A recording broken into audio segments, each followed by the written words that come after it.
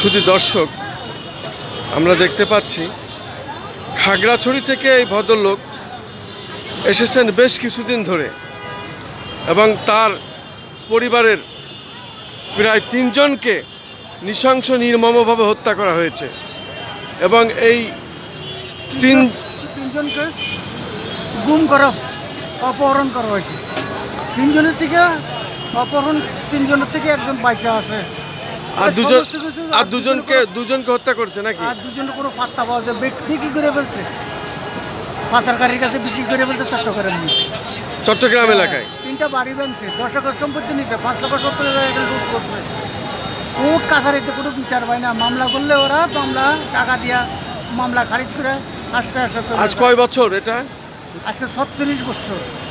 তা আপনি ন্যায় বিচারের জন্য সমস্ত প্রধানমন্ত্রী বাংলাদেশে, খালেদা জিয়া, এরশাদ, হাসিনা, সবাইকে, যত সরকার আছে সবার কাছে পাচ্ছি, কিন্তু আমার অর্থ না থাকার কারণে আমি কোনো বিচার পাচ্ছি না।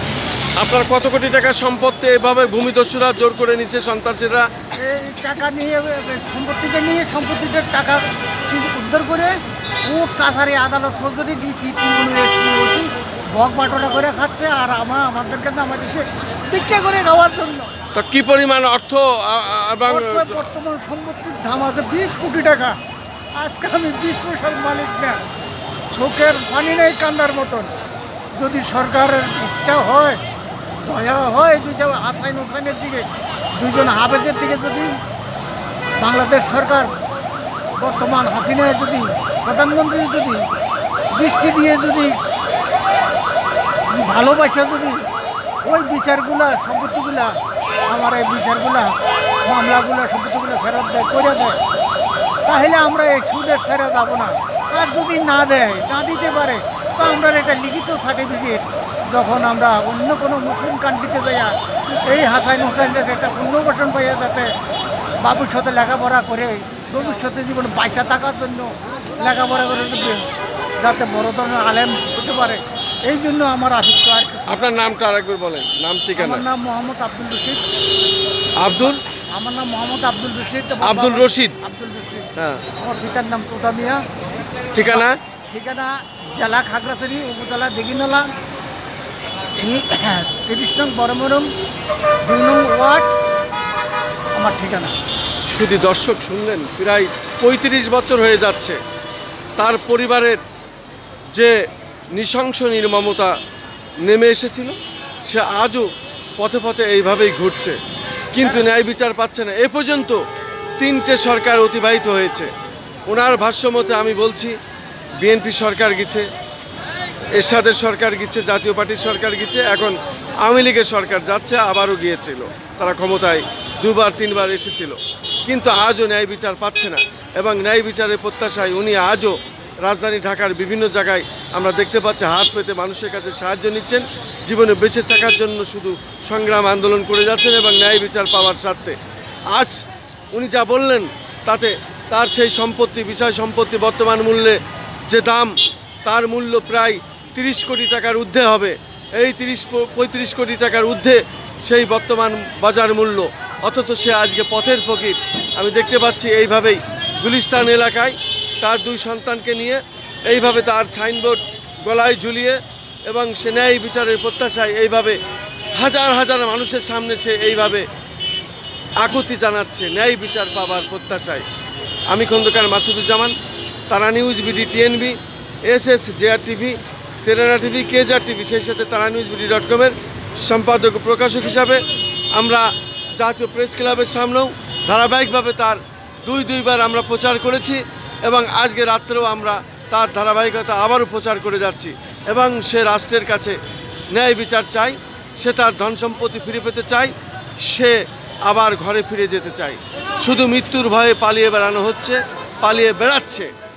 সে এলাকায় গেলেই তাকে আবারও এই সন্ত্রাসীরা, ভূমিদস্যুরা, খুনিরা আবারও খুন করবে। তার পরিবারে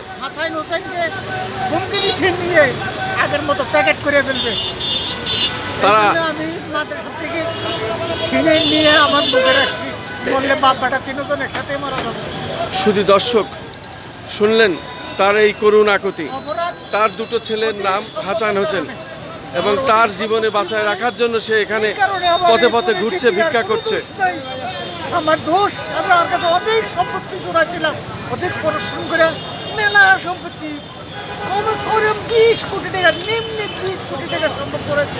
এটা কি আপনার মানে পূর্বপুরুষের সম্পত্তি না? 74-এর বাসিন্দা, জমিনগুলো খাট ছিল। আচ্ছা আচ্ছা আচ্ছা। খাট জমিন আমি আবাদ করার পরে 81-82-তে রেকর্ড করে নিয়েছি। রেকর্ড আছে, আমি 23 পর্যন্ত খাজনা ক্লিয়ার, রাজস্ব কর ক্লিয়ার করছি। দেশে জবানবন্দি কাগজপত্র রেকর্ডপত্র আমার কিছু করতে পারছে না।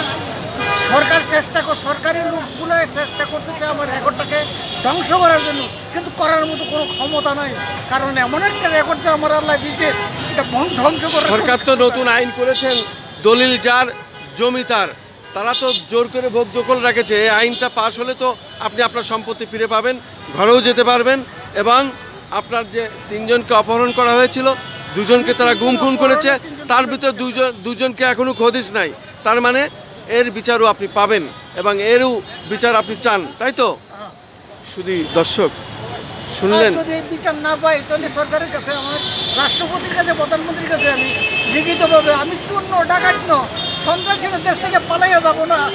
আমি সৎ, সরল, সহজ, সততা শক্তি নিয়ে আমি বলছি মহামান্য রাষ্ট্রপতিকে, মহামান্য প্রধানমন্ত্রীকে, মাননীয় প্রধানমন্ত্রীকে বলছি, যদি আপনারা আমার এই বিচার বিনা খরচে যদি করতে না পারে তাহলে আমাকে একটা লিখিত দেন, আমি যাতে বিশ্বের যে কোনো একটা মুসলিম কান্ট্রির ভিতরে দেয়া এই হাসাইন হোসাইন কোরআনে হাফেজ 2 জনকে নিয়ে যাতে বাকি জীবনটা বেঁচে থাকতে পারি, সেটার জন্য একটা পুনর্বাসন আর কিচ্ছু নাই।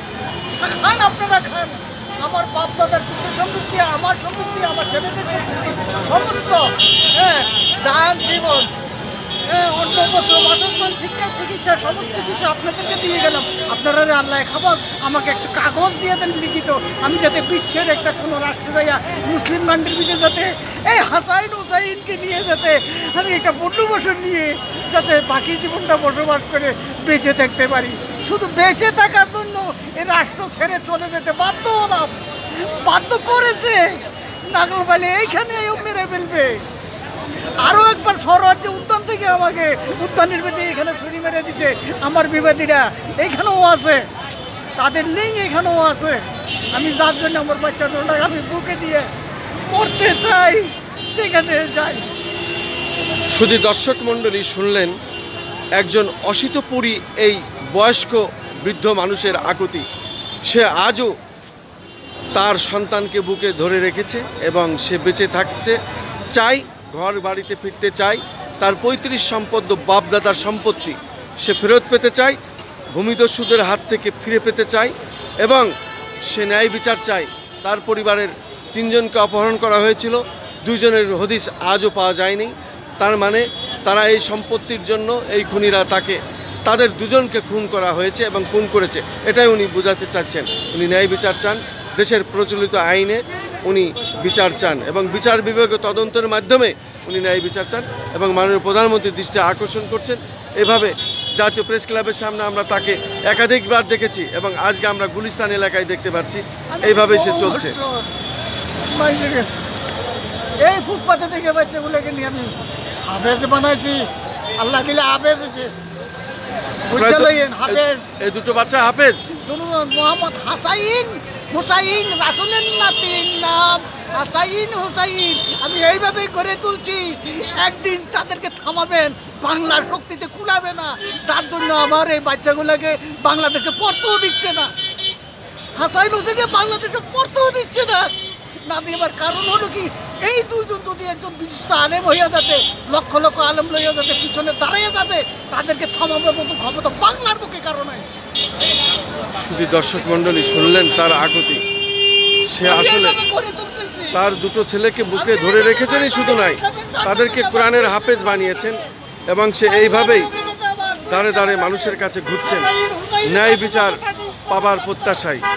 আমি আজও তার সংক্ষিপ্ত সাক্ষাৎ ধারাবাহিকভাবে প্রচার করলাম।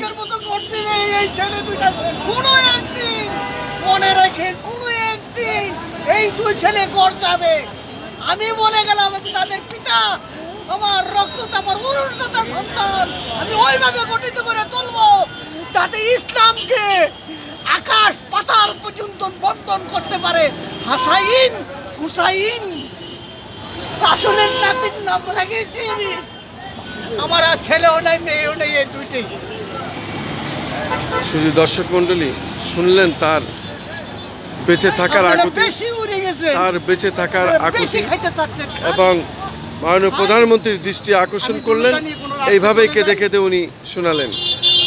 আজকে গুলিস্তান এলাকা রাত্রে আমরা দেখতে পাচ্ছি, এই রাত্রে বেলায় আমরা দেখতে পাচ্ছি এই হলো তার আজকে আকুতি। সেদিন তাদেরকে থামাই রাখবেন।